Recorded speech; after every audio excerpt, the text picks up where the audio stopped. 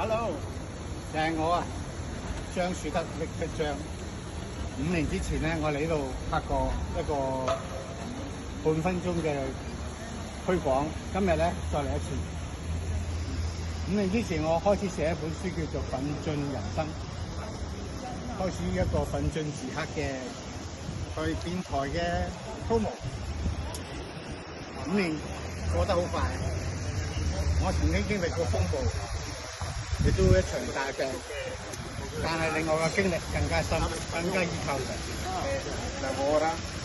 今日翻返去原本嘅地方，重新開始，所以我能夠有更深嘅經歷。